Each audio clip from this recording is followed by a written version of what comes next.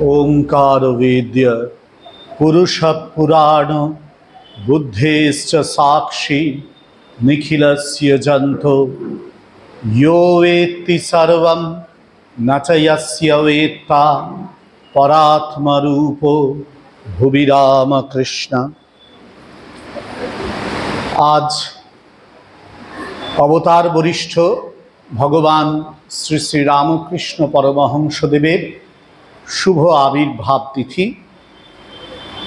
देशे देशान्तरे अनेक जायगाय आमादेर आश्रम समूह तो बटेई,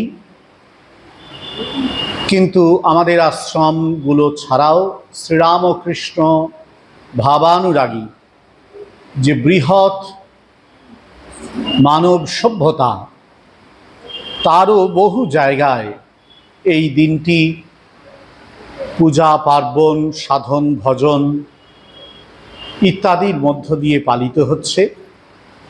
এই आश्रमेও আমরা आज सकाल থেকেই भोर থেকেই श्री भगवानेर पुण्य नाम कथा इत्यादि स्मरण मनन करार चेष्टा करছি। আপনারা অনেকেই দেখছিলেন বা অন্য সময়ও দেখেন যে ভগবান শ্রীরামকৃষ্ণদেবের পূজা হচ্ছিল, বিধি বৈধি পূজা হচ্ছিল, বিধি মাফিক যে পূজা হচ্ছিল। এই যে ভগবান শ্রীরামকৃষ্ণদেবের যে পূজা হয় সেই পূজায় একটি মূল মন্ত্র ব্যবহার করা হয়। এটা প্রত্যেক দেবতার ক্ষেত্রেই, আপনারা পূজা অর্চনা যারা জানেন তারা জানেন, প্রত্যেক দেবতার ক্ষেত্রেই পূজার জন্য একটি মূল মন্ত্র ব্যবহার করা হয়। আর একটি থাকে তারও মূল, সেটাকে বলা হয় বীজ। বীজ মানে গাছের যেমন বীজ থাকে তার থেকে গাছ তৈরি হয়, এই মন্ত্রের ক্ষেত্রেও বীজ হচ্ছে সেই রকম, যেখান থেকে পূর্ণ যে দেবতত্ত্ব বা ঈশ্বর তত্ত্ব বা ভাগবত তত্ত্ব তার ধারণা হয় মন্ত্রের থেকে। মূল মন্ত্র আবার তার থেকে আরেকটু বেশি, যেন বীজটাকেই আরও একটুখানি বৃহৎ আকারে নিয়ে মূল মন্ত্র তৈরি হয়। সেই মূল মন্ত্রেও ওই বিশিষ্ট দেবতার যে ভাবরূপ, সেই ভাবরূপটিকে ধরে রাখার চেষ্টা করা হয়। আমাদের যারা পূর্ব সাধক তারাই, যারা ঋষিতুল্য সাধক তারা এই সব বীজগুলোকে সব কল্পনা করেছেন বা দর্শন করেছেন ও অভিব্যক্ত করেছেন। মূল মন্ত্রগুলো দেবতাদের ক্ষেত্রে, দেবদেবীদের ক্ষেত্রে এইভাবেই তৈরি হয়েছে। ভগবান শ্রীরামকৃষ্ণদেবেরও এইরকমই একটি মূল মন্ত্র রয়েছে যেটিতে আমরা পূজা করি। মূল মন্ত্রটি কি দেখবেন, এই যে পুষ্পাঞ্জলি দেয়া হবে তখনও এই মূল মন্ত্রটি উচ্চারণ করা হবে, ওম ঐম সর্বদেব দেবী স্বরূপায় শ্রীরামকৃষ্ণায় নমঃ। এর মধ্যে ওম এই যে মানে শব্দটি, এটিকে বলা হয় ব্রহ্মবাচক। সাধারণত সমস্ত দেবদেবীর মন্ত্রের শুরুতে এটি বলা হয়।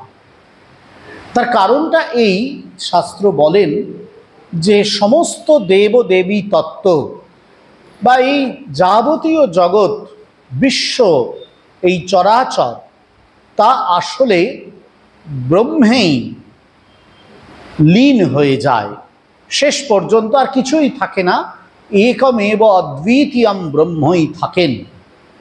আবার যখন সৃষ্টির প্রয়োজন হয় তখন সেখান থেকেই নতুন করে সৃষ্টি হয়, এবং সেই ব্রহ্ম চৈতন্য, শুদ্ধ চৈতন্য, তিনি আছেন বলেই কিন্তু এই জগৎ চলতে পারছে।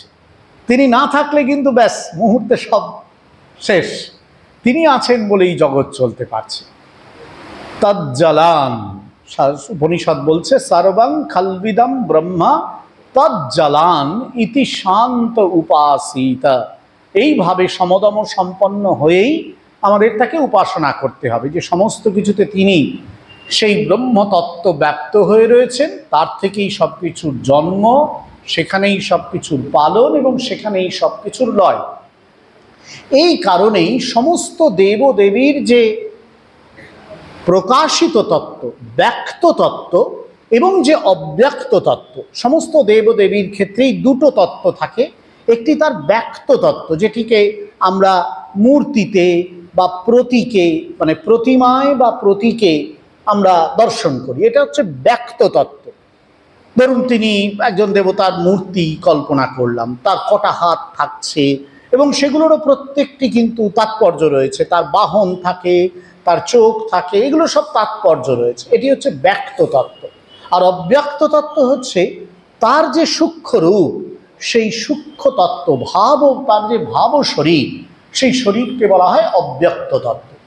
এই ব্যক্ত অব্যক্ত দুটি তত্ত্বই কিন্তু শেষ পর্যন্ত আবার গিয়ে সমস্ত দেবদেবীর শেষ পর্যন্ত ওই শুদ্ধ চৈতন্য বা ব্রহ্মে গিয়ে মিশে যায়, উপসংহৃত হয়, শেষ হয়ে যায় ওখানে। সেই জন্য প্রত্যেকটি মন্ত্রের শুরুতেই ব্রহ্মবাচক এই প্রণব বা ওমকার, যেটি ত্রিঅক্ত্রাক্ষর, অ উ ম, তিনটি অক্ষর দিয়ে তৈরি, সেটিকেই স্মরণ করা হয় বা সেটিকে উচ্চারণ করা হয়। তারপরে যেটি আছে সেটি হচ্ছে এখানে ঐং। ঐং যে এটি হচ্ছে বীজ, ঠাকুরের বীজ। ঐং বহু দেবতারই বীজ, কিন্তু অনেক দেবতারই বীজ হতে পারে। একটি বীজ বহু দেবতার থাকতে পারে, যেমন দেখবেন ঋং, এটি বহু দেবতার বীজ হতে পারে। এই বীজ বহু দেবতার কেন হতে পারে একই বীজ? তার কারণ একেবারে খুব গভীরতম তত্ত্ব যেটি, সেটিতে অনেক দেবতাই স্বরূপত প্রায় সদৃশ্য হয়ে যান, সেই জন্য তাদের বীজগুলো এক হয়ে যেতে পারে। ঠাকুরের বীজ হচ্ছে ঐং। ঐং এই বীজটির নানান তাৎপর্য রয়েছে। যেমন ঐং বীজটি সরস্বতী বাচক, দেখবেন আমরা সরস্বতী পূজায় কিন্তু ঐং বীজটি ব্যবহার করি। আবার ঐং বীজটিকে ভগবাচক বলা হয়। ভগ, এই যে ভগ, ভগ শব্দটার মানে হচ্ছে যে এটি 6টি গুণের সমাহার। ঐশ্বর্য, বীর্য, যশ, শ্রী, এইরকম 6টি গুণের সমাহার। এই 6টি গুণ একসঙ্গে সাধারণত পৃথিবীর কোনো মানুষের মধ্যে পাওয়া যায় না। একসঙ্গে পেতে হবে এবং একেবারে ভারসাম্যযুক্ত অবস্থায় পেতে হবে। এলোমেলো হয়ে গেলেও হবে না, কোনোটা বেশি কোনোটা কম হয়ে গেলে গোলমাল লেগে যাবে। ভারসাম্যযুক্ত অবস্থায় 6টি গুণ একসঙ্গে এমনভাবে থাকবে যাতে কিনা জগৎ কল্যাণ হবে। এটি সাধারণ মানুষের মধ্যে প্রায় পাওয়া যায় না, কিন্তু বিশেষ কারোর মধ্যে পাওয়া যায়। যাদের মধ্যে পাওয়া যায় তাদেরকে বলা হয় ভগবান। ভগ শব্দের সঙ্গে বতুক বলে একটি সংস্কৃত প্রত্যয় আছে, সেটিকে যুক্ত করে এই ভগবান শব্দটা, মূল ভগবৎ, সেখান থেকে ভগবান শব্দটি এসছে। এই বতুক শব্দটি ব্যবহার হয় কি জন্য? যে কারোর কিছু আছে, সেই হলে তিনি হচ্ছেন ভগবান। দেখবেন আমরা বলি না ও শ্রদ্ধাবান, এই যে শ্রদ্ধাবান মানে কি? শ্রদ্ধা আছে যার, ওই বতুক দিয়ে ব্যবহার করা হয়। এখানেও ঠিক সেই রকম, ভগ যার আছে তিনি হচ্ছেন ভগবান। এখানে ঐং এই যে বীজ মন্ত্রটি, সেটি যেমন জ্ঞানবাচক সেরকম ভগবাচক। সরস্বতী হচ্ছেন জ্ঞান, পরম জ্ঞান, পূর্ণ জ্ঞান, ব্রহ্মজ্ঞান বা তত্ত্বজ্ঞানের দেবী। সুতরাং একই সঙ্গে তিনি জ্ঞানবাচক, আবার তিনি এই ভগবাচক। এই ঐং বীজটি একই সঙ্গে দুটির বাচক হয়ে উঠছেন। শ্রীরামকৃষ্ণের ক্ষেত্রে এই ঐং বীজটিকে ব্যবহার করা হচ্ছে এই অর্থে যে তিনি পরম জ্ঞান, ব্রহ্মজ্ঞান স্বরূপ।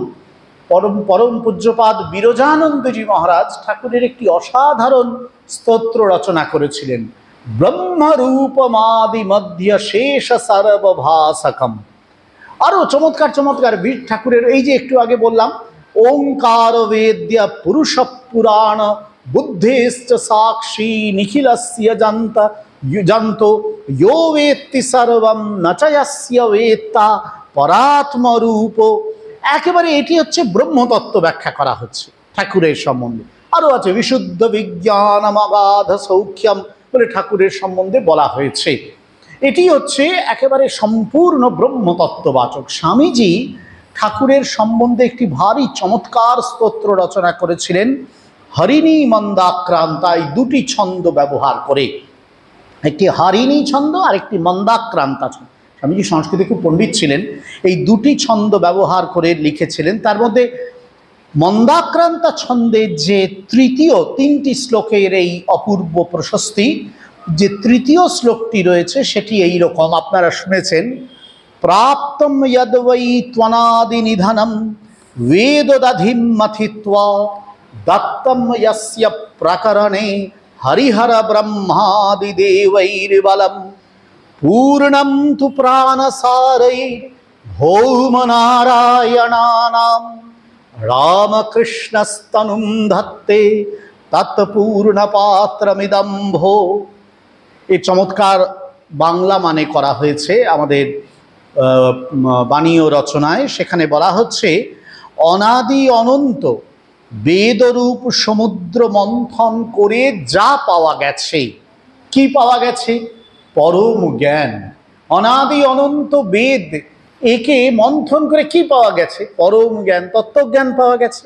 সুতরাং ঠাকুর হলেন সেই তত্ত্বজ্ঞান স্বরূপ, সেই জন্য কিন্তু তার এই বীজটি ব্যবহার করা হয়েছে। আবার বলা হচ্ছে, স্বামীজি বলছেন, ব্রহ্মা বিষ্ণু মহেশ্বর প্রভৃতি দেবতারা যাতে শক্তি সঞ্চার করেছেন, অবতারদের প্রাণরসে পূর্ণ সেই অমৃতের পূর্ণ পাত্র রূপে শ্রীরামকৃষ্ণ দেহ ধারণ করেছেন। তার শ্রীরামকৃষ্ণ এমন একটি বিগ্রহ, যে বিগ্রহে সমস্ত দেবতার সব শক্তি, কারোর ধরুন ঐশ্বর্য ছিল, কারোর ত্যাগ ছিল, শিবের যেমন ত্যাগের জন্য বিখ্যাত, বিষ্ণু তার অপূর্ব সৌন্দর্য জন্য বিখ্যাত, ব্রহ্মা তার সৃজনী শক্তির জন্য বিখ্যাত। এক একজন দেবতার এক একটা সব শক্তি ছিল। সেই সমস্ত শক্তিগুলো একসঙ্গে স্বামীজি বলছেন কার মধ্যে এসে মিলিত হয়েছে? এই শ্রীরামকৃষ্ণ তনুতে অমৃতের পূর্ণ পাত্র রূপে মিলিত হয়েছে। এবার শ্রীরামকৃষ্ণ বিগ্রহে এসেছে। ওই যে বললাম, এই সমস্ত 6টি গুণ, যা অন্যান্য দেবতাদের কারোর মধ্যে একটা ছিল, কারোর মধ্যে 2টো ছিল, কারোর মধ্যে 3টে ছিল, সব কটা এবার শ্রীরামকৃষ্ণ এই বিগ্রহে, এই আবির্ভাবের মধ্যে আমরা প্রত্যক্ষ করছি। কত না সৌভাগ্যবান আমরা, স্বামীজি বলছেন। সুতরাং শ্রীরামকৃষ্ণকে আমরা বলবো তিনি ভগ সম্পন্ন, অর্থাৎ তিনি ভগবান। তাই ওই বীজটি তার জন্য প্রযুক্ত হতে পারে। মানে একদিকে বেদদধি, বেদজ্ঞান মন্থন করেছেন তিনি, সেই জন্য ওই তার উপর প্রযুক্ত হতে পারে।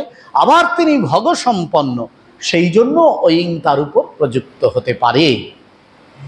এবার তাহলে ওম গেল, ঐম হলো। এরপরেই হচ্ছে সবচেয়ে মজার একটি জায়গা, সেটি হচ্ছে সর্বদেব দেবী স্বরূপায় শ্রীরামকৃষ্ণায় নমঃ। নম না প্রণাম করলাম, কিন্তু শ্রীরামকৃষ্ণ তাকে প্রণাম করছি, সে তো ঠিক আছে। এই শ্রীরামকৃষ্ণ কীরকম?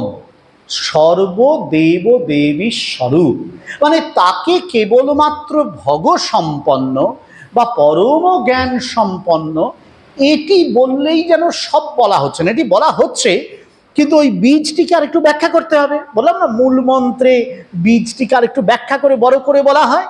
তো এবার মূল মন্ত্রে যখন আরো প্রবেশ করছি, তখন তাকে বলছি আমরা যে তিনি সর্বদেব দেবী স্বরূপ। সমস্ত দেবতা যেন তার মধ্যে এসে মিলিত হয়েছেন, একটি আধারে যেন ধরা দিয়েছেন সমস্ত দেবতা। স্বামীজির একটি বিখ্যাত শ্লোক আপনারা, মানে প্রশস্তি শ্রীরামকৃষ্ণের প্রতি আপনারা সবাই জানেন। সেখানে স্বামীজি বলেছিলেন, আচণ্ডালা প্রতিহতরয়ো ইয়স্য প্রেম প্রবাহ লোকাতীতপ্যহনজহৌ লোক কল্যাণ মার্গম। এই অসাধারণ একটি শ্লোক। এই শ্লোকে দুজনের কথা স্বামীজি বলেছিলেন, একজন রাম আর একজন কৃষ্ণ। একেবারে এই দুজনের বক্তব্য বলে তারপরে শেষে তিনি বলছেন, সেই রাম এবং কৃষ্ণ এবার ধরাধামে রামকৃষ্ণ শরীরে আবির্ভূত হয়েছেন। এটা স্বামীজির সকপল কল্পিত নয়, it's not his own imagination only, এটা তার নিজের কল্পনা কেবলমাত্র নয়, এটি তার দর্শন, এটি তার উপলব্ধি। তার গুরু তার জীবনের অন্তলীলার একেবারে শেষ প্রান্তে উপস্থিত হয়ে তার সংশয় খণ্ডন করে বলে গিয়েছিলেন, যে রাম যে কৃষ্ণ সেই ইদানীং এই শরীরে রামকৃষ্ণ। এই স্বয়ং মুখোক্তি রয়েছে তাঁর। অর্জুন ভগবান শ্রীকৃষ্ণকে গীতামুখে বলেছিলেন যে সবাই তো তোমাকে ভগবান বলে, অসিত দেবলব্যাস, সবাই বলে, কিন্তু শুধু সেটাই শেষ কথা নয়, স্বয়ং চৈব ব্রবীষি মে, তুমিও বলো, তুমিও আমাকে কথা বলেছ যে তুমি সেই ভগবান। ভগবান নিজ মুখে বলেছেন, দেখো আমি কে, এই তুমি আমার স্বরূপ দেখো, সেটি তাকে দেখিয়েছেন, বুঝিয়েছেন। তখনই অর্জুনের সংশয় সম্পূর্ণ দূর হয়েছে। আহুস্ত্বাম ঋষয় সর্বে দেবর্ষি নারদস্তথা আসিত দেবলব্যাস, এটা তো সবাই বলেইছেন, কিন্তু অন্য বলার চেয়ে যদি কেউ নিজে মুখে এসে বলে তখন কিন্তু বেশি বিশ্বাস জন্মায়। ভগবান নিজ মুখে বলেছিলেন অর্জুনকে। এই যুগেও ভগবান শ্রীরামকৃষ্ণ নিজ মুখে স্বয়ং চৈবা, নিজেই বলেছেন তিনি, স্বয়ং চ এবা, নিজেওই, নিজেও, চ এবং এব দুটো অব্যয় ব্যবহার করা হয়েছে। চ মানে ও এবং মানে ওই, স্বয়ং নিজেও এবং নিজেই বলেছেন তিনি, নিজেও বলেছেন নিজেই বলেছেন। সেই কারণে তার কথার উপরে আর কিছু হতে পারে না, তিনি নিজে এ কথা বলেছেন। তাই স্বামীজি তার এই দুটো রূপের কথা বলেছেন। তার মানে কি অন্য কোনো রূপের কথা বলেননি? নিশ্চয়ই না। এই যে আগের শ্লোকটি আমরা পড়লাম সেখানে তো স্পষ্ট বলছেন, একেবারে দেখুন স্পষ্ট, হরিহর ব্রহ্মাদি দেবৈর বলম, হরিহর ব্রহ্মা আদি দেবতা, সমস্ত দেবতা, তিনজনের নাম করেছেন, কিন্তু তিনজনের নামে সমস্ত দেবতাদের তিনি দেব দেবী সবাইকে প্রবেশ করিয়ে নিয়েছেন, কেউ বাকি নেই। আমরা জানি এটা গল্প নয়, মথুর বাবু ঠাকুরকে দর্শন করেছিলেন। আপনাদের নিশ্চয়ই সবার মনে আছে, আপনারা যারা ঠাকুরের জীবনী পড়েছেন, লীলা প্রসঙ্গ পড়েছেন, মথুর বাবু দর্শন করেছিলেন যে ঠাকুর যখন হেঁটে যাচ্ছেন, একবার পেছন থেকে দেখছেন তাকে মা কালী, আবার যখন আসছেন তখন শিব, শিব শক্তি একসঙ্গে দর্শন হচ্ছে মথুর বাবু। মথুর বাবু শুধু দর্শন করেছিলেন কেন, স্বয়ং মা ঠাকুরকে বলেছিলেন, আমার মা কালী, যখন ঠাকুরের শরীর চলে গেল তিনি বলেছিলেন, আমার মা কালী গো তুমি কোথায় গেলে। গিরিশচন্দ্র ঘোষ এবং অন্যান্য উপস্থিত ভক্তরা, এমনকি পার্ষদরাও ছিলেন, ঈশ্বরকোটি পার্ষদরাও ছিলেন তারা তো একটি এই পূজার রাত্রিতে ঠাকুরকে এই অপূর্ব শক্তি রূপে, মহামায়া রূপে পূজা করেছিলেন। নিরঞ্জনানন্দজি মহারাজ আমার ব্রহ্মময়ী মা বলে তার পায়ে পুষ্পাঞ্জলি অর্পণ করেছিলেন। সেই সময়ে যারা তাকে দেখেছিলেন তাদের সবারই মনে হয়েছিল ঠাকুরের মধ্যে এই সমস্ত দেবতা এবং দেবীরা যেন একসঙ্গে মিলিত হয়েছেন। নিজের জীবনে সাধনার মধ্য দিয়ে এই দেবতা ও দেবীদের তিনি দর্শন পেয়েছিলেন।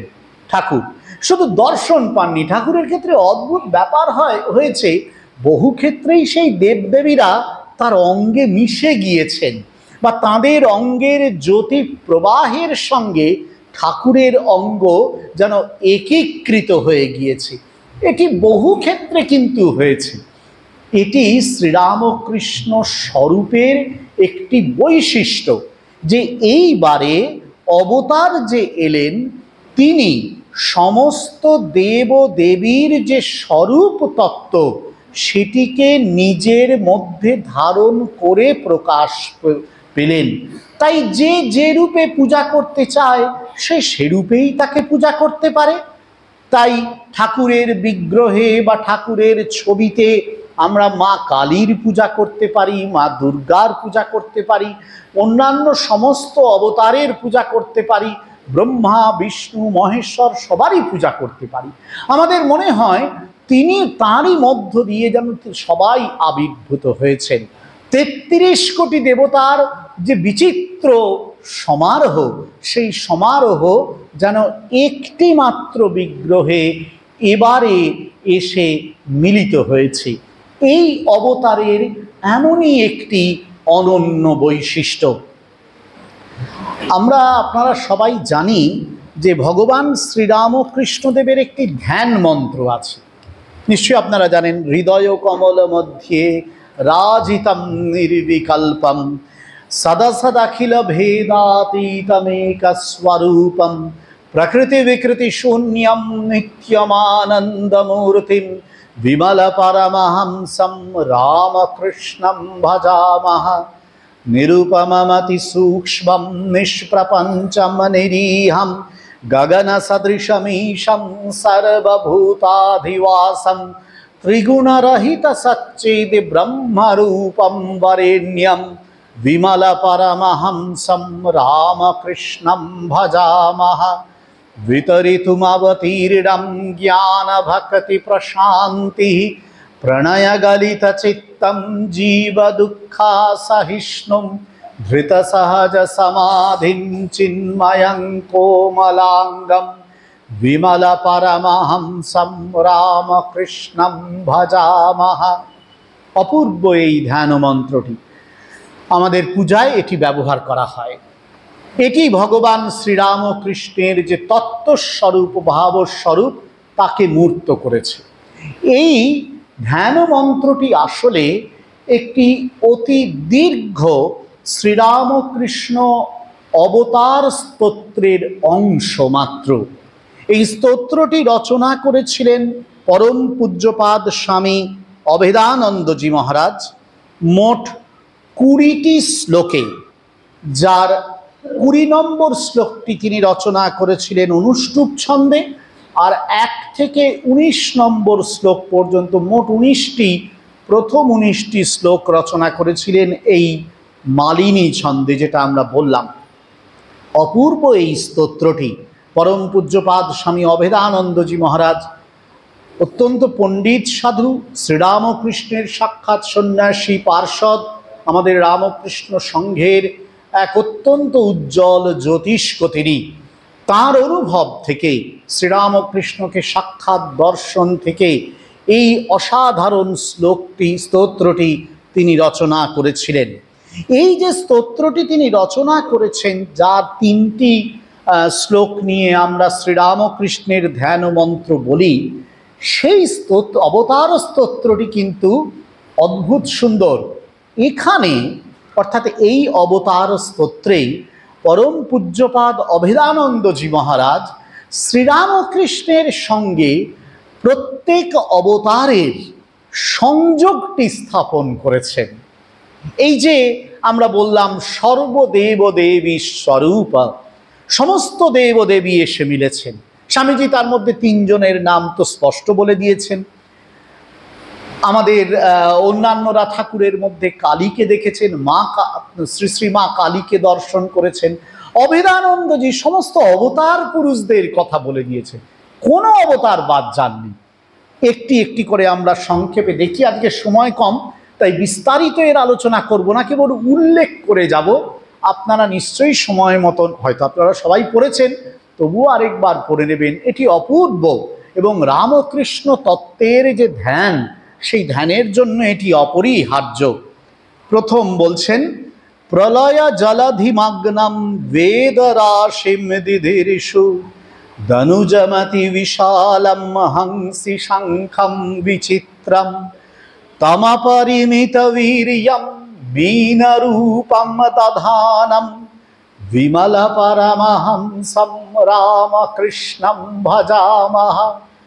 মৎস্যরূপে যিনি এসেছিলেন, মীন রূপে, প্রথম অবতার, বলছেন তার মতন অপরিমিত বীর্যকার ছিল। তার কারণ তিনি বেদরাশিকে ধরে রেখেছিলেন, ধারণ করেছিলেন। রামকৃষ্ণ শরীরেও এই পরম জ্ঞান বিধৃত হয়ে রয়েছে। তাই তিনিও সেই মৎস্য স্বরূপ, মৎস্যাবতার স্বরূপ রামকৃষ্ণ পরমহংস।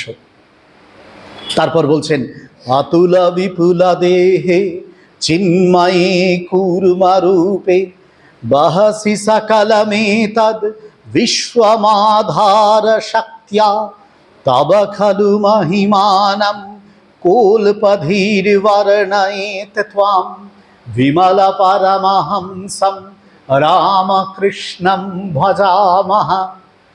কূর্মরূপে তিনি এসেছিলেন। কূর্মরূপে যখন তিনি এসেছিলেন তখন তিনি আধার শক্তি রূপে তার বিপুল দেহে, চিন্ময় দেহে এই সৃষ্টিকে রক্ষা করেছিলেন।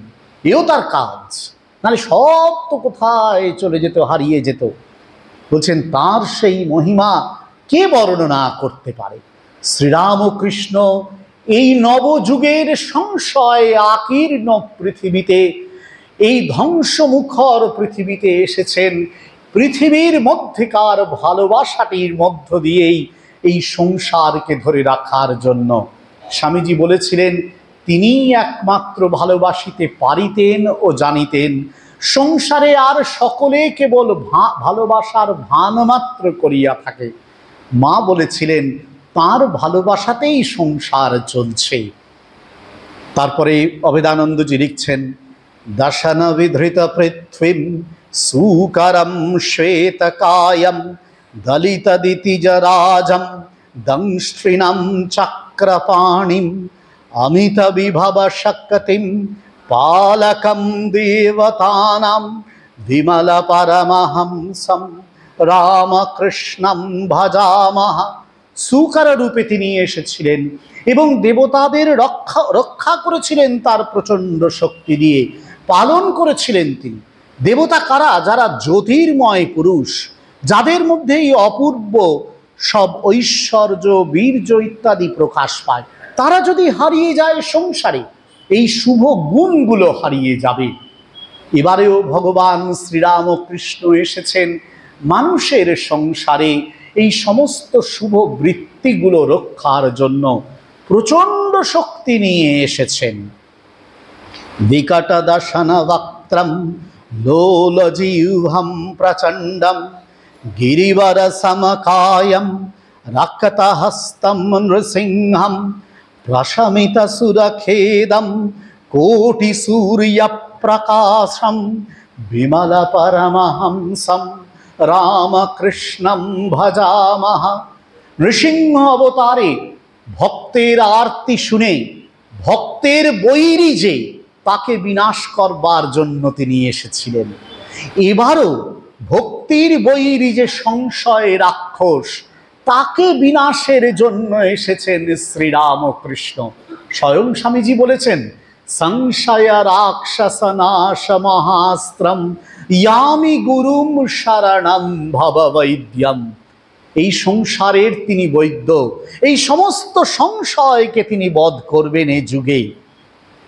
অভেদানন্দজি লিখছেন তারপরে, ছলয়িতুমবতীর্ণ বামনস্ত্বম বলিম বৈ ত্রিচরণ কমলেন ক্রামসীশ্বর ভুবো ভুঃ পরম পুরুষমাদিম কাশ্যপম বিশ্বরূপম বিমল পরমহংসম রামকৃষ্ণম ভজামহ। ক্ষুদ্র বামন রূপ ধরে এসেছিলেন অবতার। বলি রাজা ভাবতেই পারেনি যে এ কি করতে পারে, কিন্তু ত্রিপাদ দিয়ে তিনি এই সমস্ত শশাগরা ধরণীকে দখল করে নিলেন। তিনি বোঝালেন তিনি ব্যপ্ত হয়ে রয়েছেন এই পৃথিবী জুড়ে।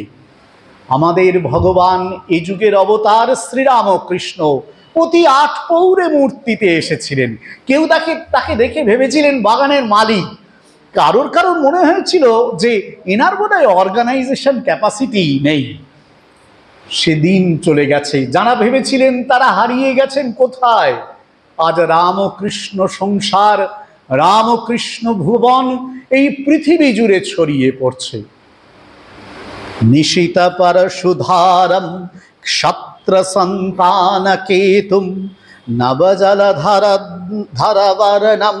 ভার্গবম ভীমবীর্যম শমন সদৃশ ঘোরম জামদগ্ন্যম বিশালম বিমল পরমহংসম রামকৃষ্ণম ভজামহ।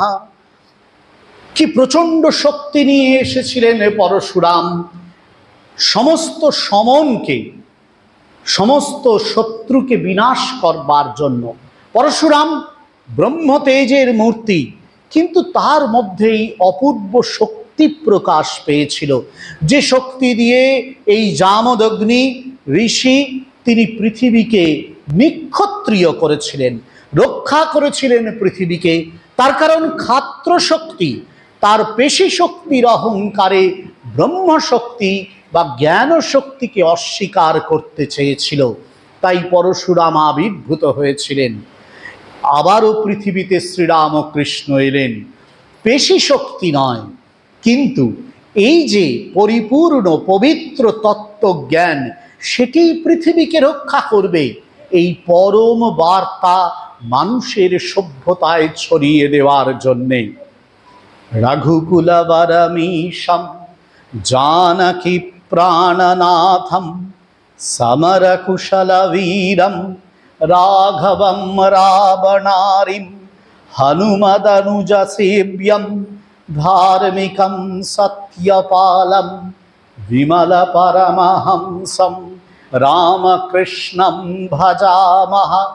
সমগ্র রামায়ণ আসলে শক্তির অসম্মানের বিপক্ষে অবতারের যুদ্ধ ঘোষণা।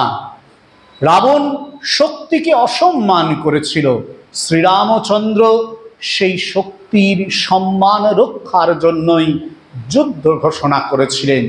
নিজের জীবনের সমস্ত দুঃখকেও মেনে নিয়েও তিনি কিন্তু এই সীতা উদ্ধারে নিজের জীবনকে সম্পূর্ণ উৎসর্গ করেছিলেন। এবার শ্রীরামকৃষ্ণ আবার এলেন এই পৃথিবীতে, সেই শক্তির মহিমাকে যুগোপযোগী করে প্রচার ও প্রকাশের জন্যে। হলধরমতি শুভ্রম নীলবস্ত্রম সুরেন্দ্রম দনুজদলনকারয়ে পারগম মত্তসিংহম यममिव यमुनाया भीतिदं रोहिणेयं विमल परमहंसं রামকৃষ্ণম ভজামহ। হলধর বলরাম এসেছিলেন ভগবান শ্রীকৃষ্ণের সঙ্গে। তিনি এই যে সমস্ত অসুর বিনাশ, সেই অসুর বিনাশে কৃষ্ণের প্রধান সহযোগী রূপে সমস্ত দানবদেরকে ধ্বংস করায় অবতীর্ণ হয়েছিলেন। সমস্ত অসুর শক্তিকে ধ্বংস করার দায় নিয়েছিলেন তিনি। সুর আর অসুর শক্তি কোথায় আছে? আমাদেরই মধ্যে, বাইরে তো নেই, ভেতরেই রয়েছে। এই যে আমাদের ভেতরের অসুর শক্তি, তাকে দমন করার যাবতীয় দায় নিয়ে এবারের অবতার শ্রীরামকৃষ্ণ এসেছেন এ ধরায়। ব্রজবৈপিনা বিহারে শ্যামলম বাসুদেবম সুমধুর রসকেলিম গোপিকা প্রাণনাথম মদন রমণ বেশম कंसकालं कवीशं विमल परमहंसं রামকৃষ্ণম ভজামহ।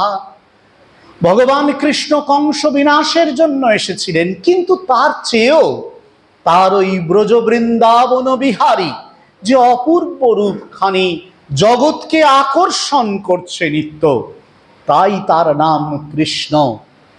কি অপূর্ব ভালোবাসায়, কি অপূর্ব লীলাময়তায় এই পৃথিবীর সবার ভক্তিকে তিনি আকর্ষণ করে দিচ্ছেন, তাই তিনি কৃষ্ণ। এবার রামকৃষ্ণ এসেছেন সেই একইভাবে জগতের সমস্ত মানুষকে ভক্তির পথে আকর্ষণ করে নিতে।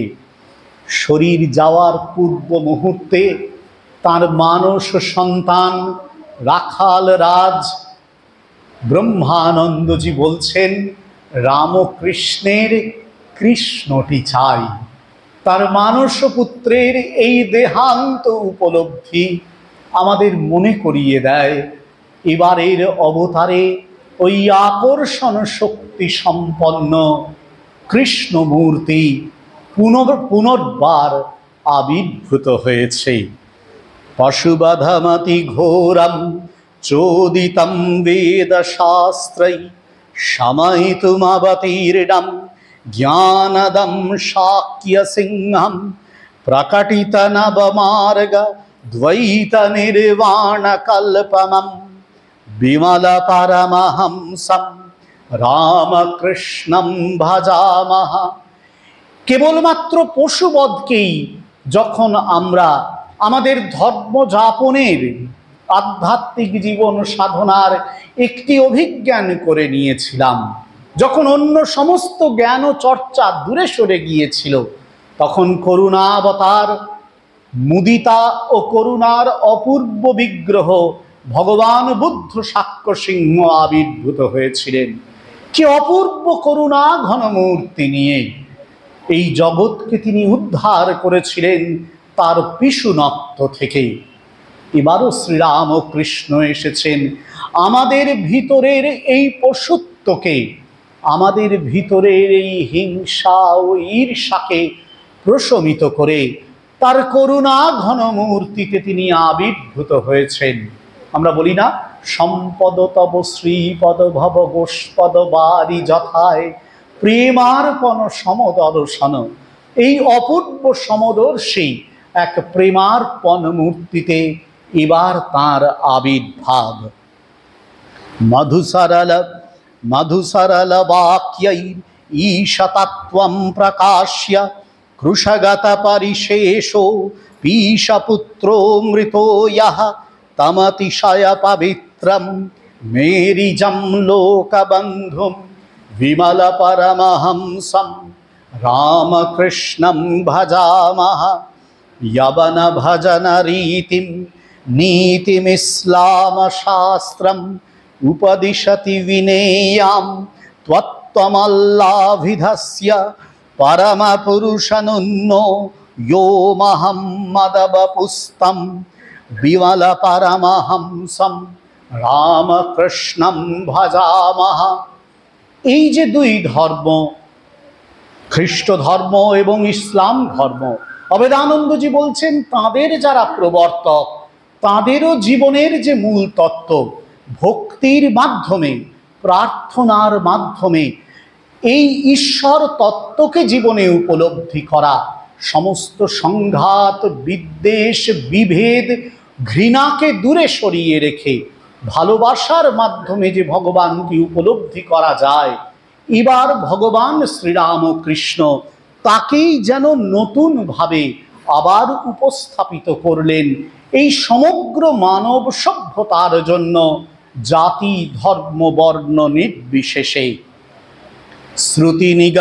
শ্রুতি নিগদিত মার্গ স্থাপনায়াবতারম জিননয় বহুবাদ ভ্রান্তিন্মূলয়ন্তম ভুবন বিজয় কীর্তিম শঙ্করম ভাষ্যকারম বিমল পরমহংসম রামকৃষ্ণম ভজামহ। প্রথম সহস্রাব্দের দ্বিতীয়ার্ধে আবির্ভূত হয়েছিলেন ভগবৎ শঙ্করাচার্য। বহুধা বিভক্ত শ্রুতি এবং বহু ব্যাখ্যাত শ্রুতির মূল যে তত্ত্ব, সেই তত্ত্বকে তিনি সমন্বিত করেছিলেন এক বাক্যতায়, এবং অদ্বয় ব্রহ্মতত্ত্বই যে এই সমস্ত বেদের মূল প্রতিপাদ্য, তা নানানভাবে ব্যাখ্যা করে নিজের জীবনের মাধ্যমে তিনি উপস্থাপিত করেছেন। রামকৃষ্ণ জীবনেও তারই পুনর্ব্যাখ্যা ও পুনরাবির্ভাব আমরা প্রত্যক্ষ করেছি। স্বয়ং শ্রী শ্রী মা একটি চিঠিতে স্বামীজির শিষ্যকে লিখে পাঠিয়েছিলেন, তোমাদের যিনি গুরু তিনি অদ্বৈত, তোমরা অদ্বৈতবাদী। শ্রীরাম ও কৃষ্ণের মধ্যেই এই যে অপূর্ব শঙ্করাচার্যের আবির্ভাব, তারই যেন পুনঃপ্রত্যক্ষ আমরা করতে পারি। कलिमलहर नामना कीर्तनं घोषयन्तं करधृतजलपात्रं दण्डिनं हेमवर्णं भवजलनिधिपोतं कृष्णचैतन्यरूपं विमलपरमहंसं रामकृष्णं भजामः। যে চৈতন্যাবতার এই পৃথিবীতে এসেছিলেন, রাধা ভাবদ্যুতি সুবলিতম নৌমে কৃষ্ণ স্বরূপম, রাধা কৃষ্ণের যুগল মূর্তিকে নিয়ে, যার মধ্য দিয়ে এই অপূর্ব প্রেম ভক্তির প্রবাহ আমাদের সারা দেশে বয়ে গেছে, নাম সংকীর্তনের ধারা সারা দেশে বয়ে গেছে। যিনি প্রচার করেছিলেন হরে রে নাম হরে রে নামৈব কেবলম কলৌ নাস্ত্যেব নাস্ত্যেব নাস্ত্যেব গতিরন্যথা, সেই ভগবান শ্রীকৃষ্ণ চৈতন্যই পুনরাবির্ভূত হয়েছেন রামকৃষ্ণ শরীরে। যারা রামকৃষ্ণকে দেখেছেন তারা অনেকেই সে কথা স্বীকার করেছেন, অভিব্যক্ত করেছেন। কথামৃত লীলাস প্রসঙ্গের পাতায় এর ভূরি দৃষ্টান্ত মিলবে। পরম পূজনীয় অভেদানন্দজি মহারাজ এভাবেই সমস্ত অবতার তত্ত্বকে রামকৃষ্ণ শরীরে প্রত্যক্ষ করেছেন। এই কারণেই শ্রীরামকৃষ্ণ সর্বদেব দেবী স্বরূপ। তার মধ্যে সমস্ত দেবতার, সমস্ত দেবীর, সমস্ত অবতারের যাবতীয় বৈশিষ্ট্য উপসংহৃত হয়েছে। স্বামীজি সে কারণেই তাকে অবতার বরিষ্ঠ বলছেন। পরম পূজ্যপাদ অভেদানন্দজি প্রার্থনা করছেন, জয় জয় করুণাবধে মোক্ষ সেতো স্মরারে, জয় জয় জগদীশ জ্ঞান সিন্ধো স্বয়ম্ভো, জয় জয় পরমাত্মম স্ত্রাহি মাম ভক্তিহীনম, জয় জয় ভবহারিণ রামকৃষ্ণ দ্বিবাহো, মূকোহম নাভিজানামি তব স্তুতিম জগদ্গুরো, তথাপি তৎকৃপালেশাদ বাচালোস্মি পুনঃ পুনঃ। আমরা মূক, আমরা জানি না কেমন করে এই সর্বদেব দেবী স্বরূপ শ্রীরামকৃষ্ণের স্তুতি করতে পারি। শুধু তার কৃপা বশেই এই বাচাল হওয়ার স্পর্ধা করি আমরা বারে বার। তাই বারবার শুধু এই প্রার্থনা, জয় জয় পরমাত্মম স্ত্রাহি মাম ভক্তিহীনম, জয় জয় ভবহারিণ রামকৃষ্ণ দ্বিবাহো।